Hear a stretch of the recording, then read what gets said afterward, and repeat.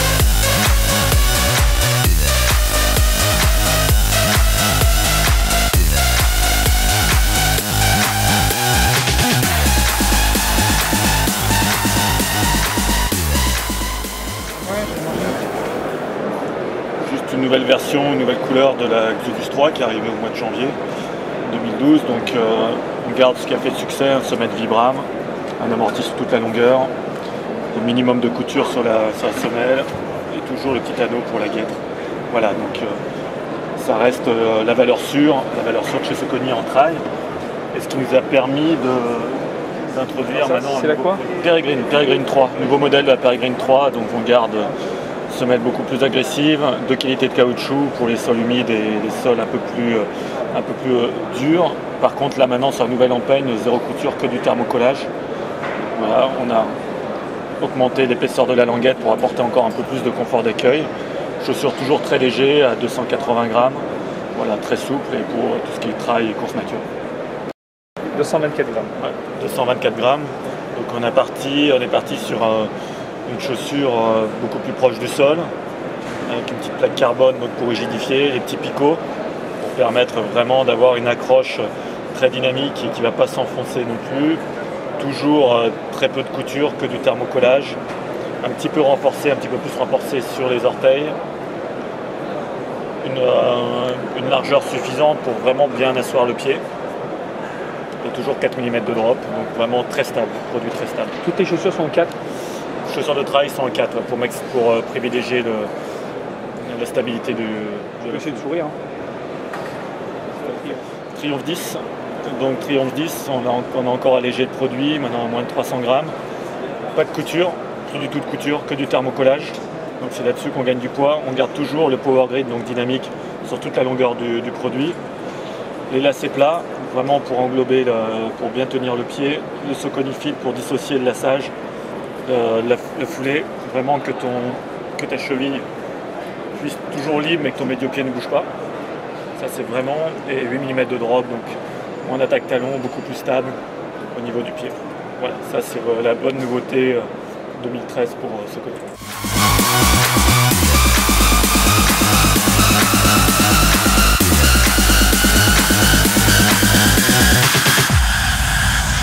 Voilà. Donc là, en fait, on le verrouille en sortant le petit taquet et on le déverrouille, on rentre le premier brin, on plie au premier, hop, on sort, on plie au deuxième. Et on a quelque chose de très compact. Donc ça c'est disponible en magasin? C'est déjà disponible en magasin, ça existait cette année que dans la version aluminium pour nous. Et là maintenant, il existe en version aluminium, en version carbone. Et là on est sur des tailles fixes et il existe aussi avec un tube supérieur réglable en version réglable. Il y a 4 modèles. 4 Une modèles. gamme complète, 4 modèles. 2 en carbone, 2 en alu. Avec celui-ci qui est, lui, en fait, il se règle, le dernier brin se règle de la taille 130 à la taille 110. On fait tout le monde. Alors que là, on est encore plus léger, mais on est obligé d'acheter des tailles en conséquence. Ça reste la référence, surtout pour l'UTMB, puisqu'on a quand même un bâton relativement compact, en 3 brins, qu'on peut porter dans le sac. Et puis autrement, on a beaucoup plus de rigidité qu'avec les foldable là, et surtout on a cette dragonne qui elle scotche la main au bâton avec une droite, une gauche, mais on la garde sur la main tout le temps de la course. On peut courir, récupérer son bâton, on est toujours scotché au bâton, on peut courir la main ouverte, et puis quand on n'en a pas besoin, on peut prendre le bâton à la main. Ça fait une petite protection de main et on peut la remplacer par un gant qui possède le système. Carrément, on a les gants, mitaines ou avec les doigts longs. On a toutes les formules. Ok. Ça reste la référence qu'on a eu.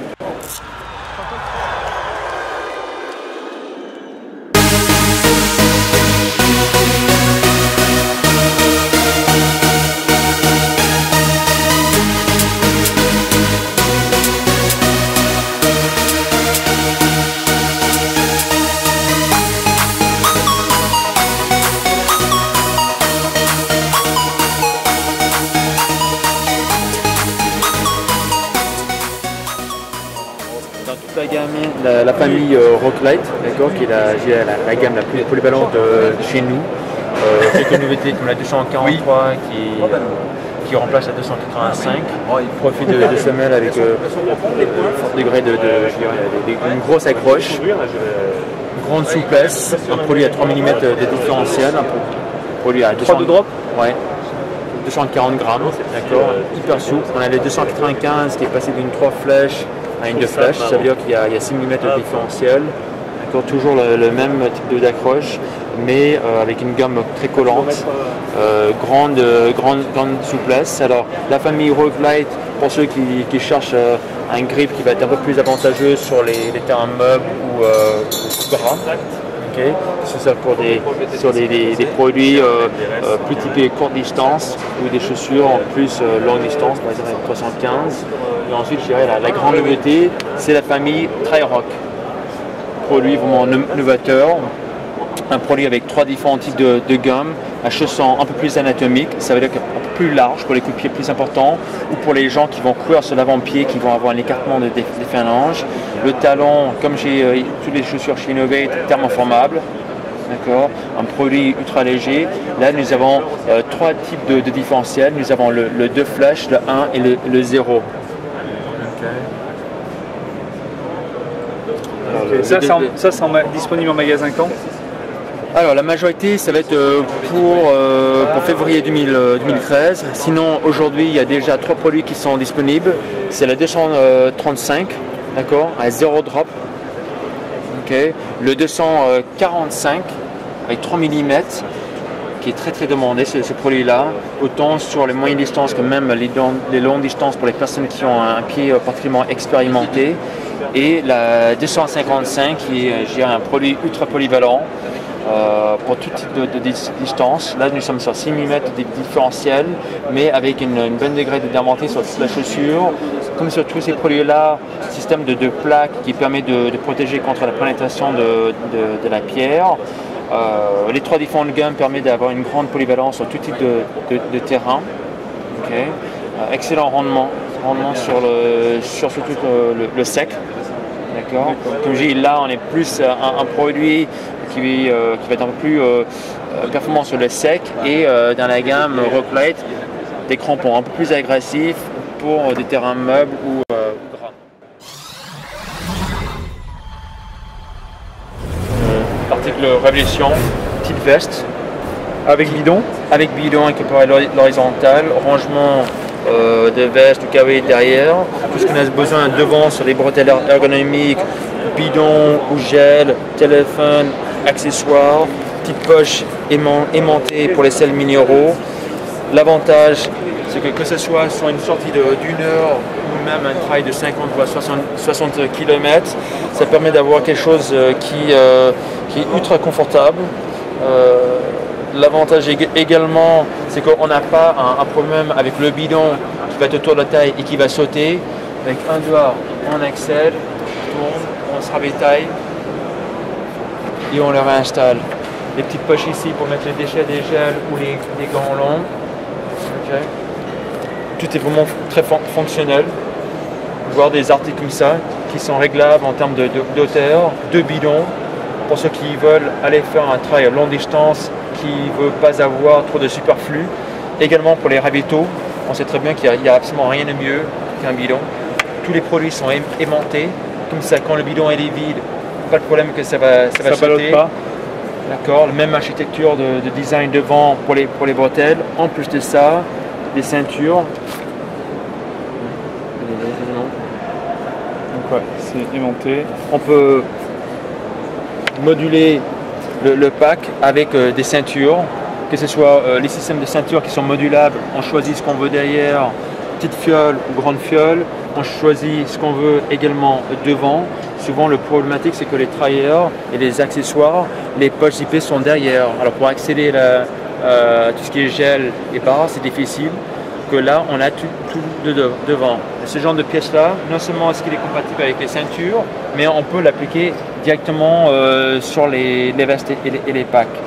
Du coup on peut vraiment moduler l'article et trouver comment une réponse à nos besoins. Comme bon, les poches aimantées pour un accès rapide avec une seule main. D'accord.